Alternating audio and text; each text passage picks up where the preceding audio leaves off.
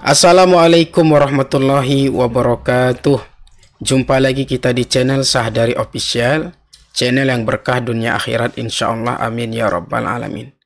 Kali ini kita akan mendengarkan tausiah dari Habib Rizik Syihab, di mana beliau bersuara masalah kenaikan pajak ya PPN 12%. Seperti apa tanggapan beliau dan seperti apa yang beliau serukan?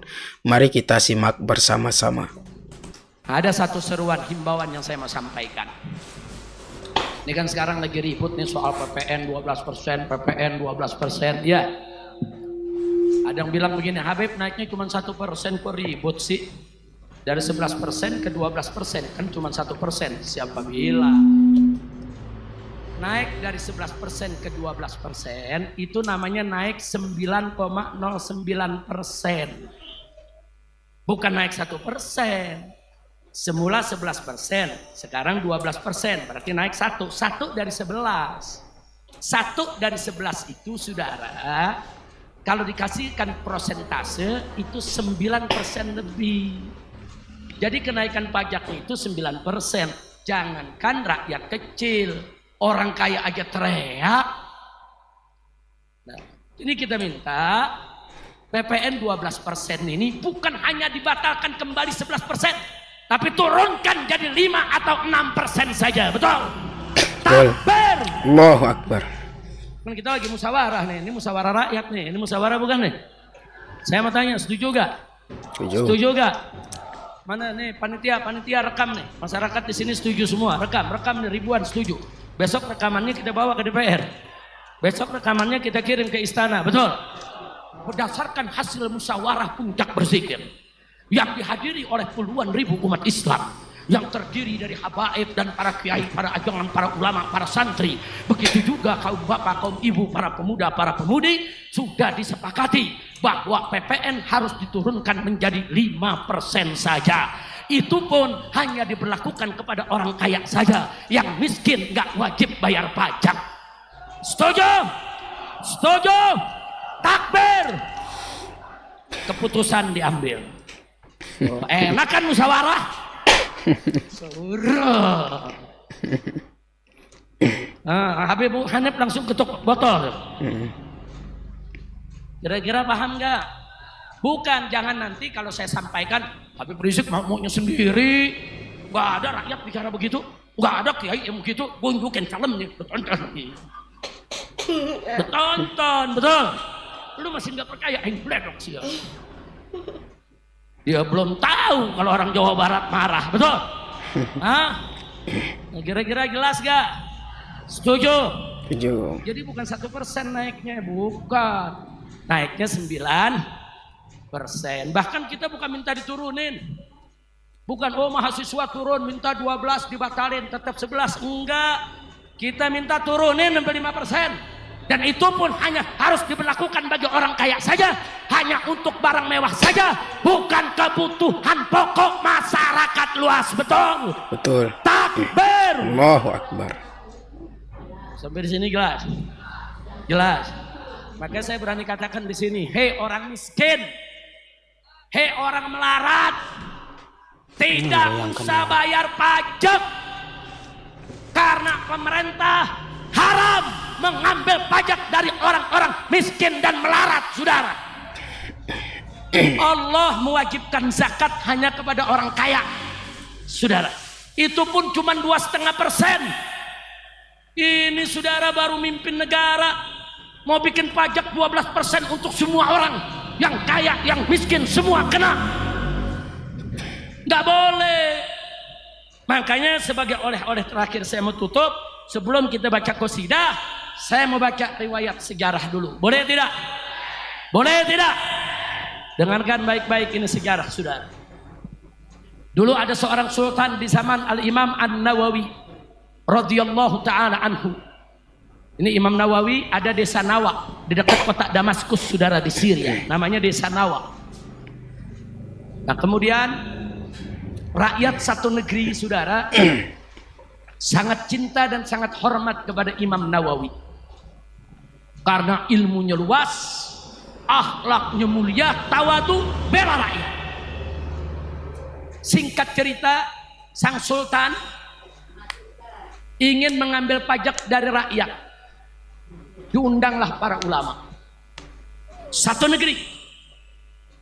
Begitu diundang itu ulama semua kecuali Imam Nawawi yang gak diundang, saudara. Karena Imam Nawawi ini pakaiannya, saudara, banyak bekas jahitan sendiri. Beliau tuh kalau robek dijahit sendiri, robek dijahit sendiri. Selama masih bisa dipakai, dipakai. Sehingga kelihatannya kayak kelompang camping tapi banyak jahitan, saudara. Dan miskin hidupnya. Dia nggak diundang ke istana. Karena memang Imam Nawawi bukan ulama istana. Alhamdulillah. Ulama diundang ke sultan. Ulama bilang apa? Aku mau ambil pajak dari rakyat. Minta persetujuan ulama. Dengan alasan, saudara, karena untuk membiayai daripada gaji-gaji pegawainya, gaji-gaji pejabat, dan untuk mempersenjatai tentara yang jaga di perbatasan, juga untuk pembangunan. Sementara kas negara lagi kosong, jadi terpaksa ngambil pajak dari rakyat. Selama ini nggak ada pajak, baru saat itu mau diambil pajak. Para ulama lihat sultannya baik, lihat sultan bicaranya juga santun, alasannya masuk di akal. Para ulama setuju, saudara, mengambil pajak dari rakyat. Dibuatlah petisi. Semua ulama memberikan tanda tangannya atau stempelnya dengan jari, saudara. Sudah selesai itu sultan nanya, ini aku mau umumkan ke rakyat, apa masih perlu ada yang diundang, harus diundang untuk menandatangani petisi ini? Para ulama kompak, ada tuan sultan, satu orang lagi yang harus kau undang. Siapa? Abu Zakaria An-Nawawi. Sultan bilang, apa perlu masih undang dia? Kenapa sih harus diundang? Dia orang di desa, di kampung, miskin. Apa kata para ulama, Tuan Sultan?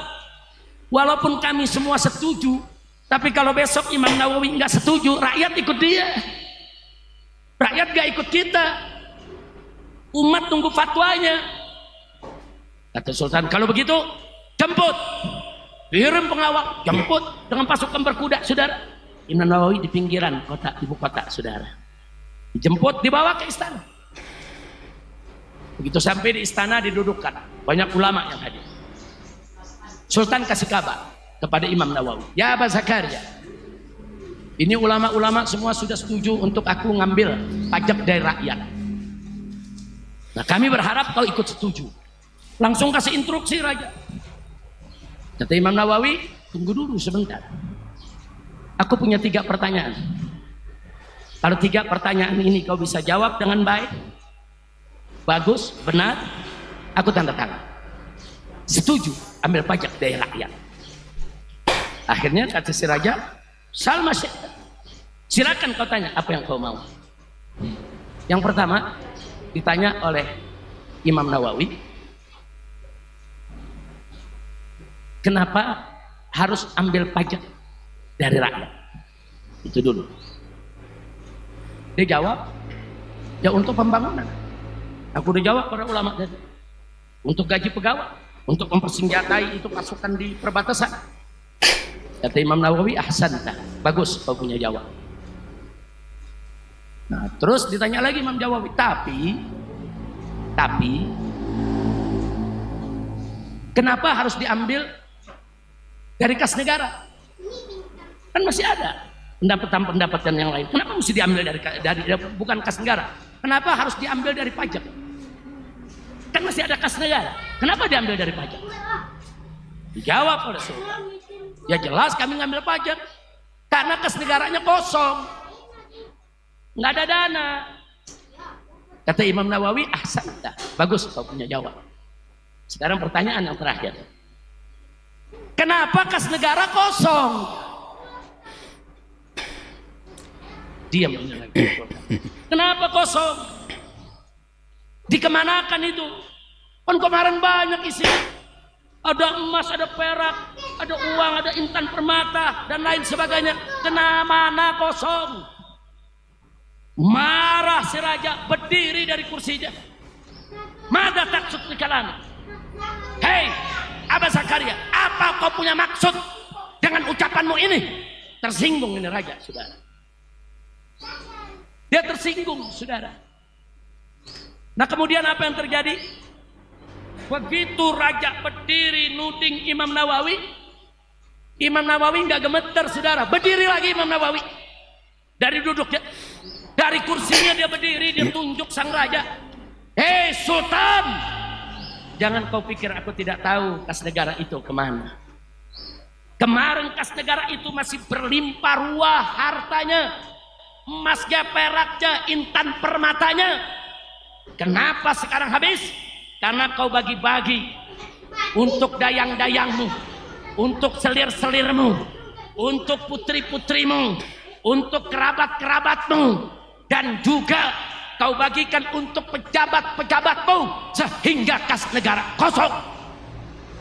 Demi Allah, kalau kau ingin ambil pajak dari rakyat, maka kembalikan dulu semua harta itu ke kas negara. Kalau semua sudah dikembalikan, masih kurang untuk ngurus negara, silakan ambil dari pajak. Tapi kalau tidak kau kembalikan, haram kau ambil pajak dari rakyat walaupun hanya 1 dirham. Subhanallah. Saya tanya, Imam Nawawi sebagai ulama berani tidak? Tegas tidak? Tegas tidak? Adil tidak? Takbir. Kata Imam Nawawi, tunggu dulu. Itu kas negara dikorupsi, kalau bahasa sekarang dikorupsi, saudara. Setelah kosong kau ambil pajak dari rakyat, enak betul. Makanya Imam Nawawi mengatakan haram kau pungut pajak dari rakyat selama hasil korupsi tadi tidak dikembalikan ke kas negara. Nah, sekarang saya tanya, kira-kira fatwa Imam Nawawi zaman ini bisa dipakai nggak? Bisa. Jawab semua, bisa dipakai nggak? Bisa. Bisa dipakai nggak? Pemerintah haram memungut pajak dari rakyat, pajak apapun, selama korupsi tidak dibasmi, selama koruptor tidak ditangkap, selama pembiayaan negara boros di mana-mana, selama tidak jelas pengeluarannya, selama tidak ada pertanggungjawabannya. Betul? Takbir. Allahu Akbar. Haram ambil pajak dari rakyat, saudara. Haram. Apalagi dari rakyat miskin yang melarat, yang nyari kerja susah, yang makan susah. Haram kau ambil pajak dari mereka. Kira jelas gak? Paham? Setuju? Hasil musyawarah memutuskan. Ayo, ini kiai-kiai saya tanya, setuju gak kiai dengan fatwanya Imam Nawawi? Setuju. Wah, ini kiai-kiai Syafi'iyah semua. Syafi'iyah, Asy'ariyah, Ahlus Sunnah wal Jamaah. Siapa yang nggak kenal Imam Nawawi, saudara? Siapa yang nggak kenal Imam Nawawi, saudara? Nah, jadi saya nggak mengatakan rakyat haram bayar pajak, enggak.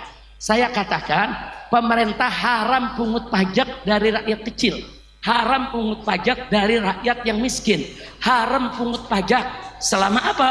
Selama korupsi tidak dibasmi, selama koruptor tidak ditangkap, selama rampok-rampok negara dilindungi. Betul? Betul? Setuju tidak? Setuju tidak? Takbir. Mau ini dijadikan keputusan musyawarah kita? Betul? Rekam lagi, biar semua ngelihat, kita kirim nanti, saudara, lewat medsos di mana-mana, bahwa masyarakat di mana-mana tempat setuju, saudara, bahwa pemerintah haram pungut pajak dari rakyat selama korupsi tidak dibasmi, koruptor tidak ditangkapi. Betul? Betul? Selama ada pemborosan di mana-mana, selama laporan keuangan tidak jelas. Betul? Takbir. Allahu Akbar. Nah, itulah sahabat, luar biasa tausiah ya yang disampaikan oleh Habib Rizik Syihab. Mudah-mudahan beliau umur panjang, diberikan kekuatan zahir dan batin, dan terus menyuarakan kebenaran, keadilan buat kemaslahatan masyarakat seluruhnya yang ada di Indonesia. Amin ya Rabbal Alamin. Mungkin itu saja untuk video kali ini, mudah-mudahan bermanfaat. Insya Allah kita akan jumpa di video berikutnya. Wassalamualaikum warahmatullahi wabarakatuh.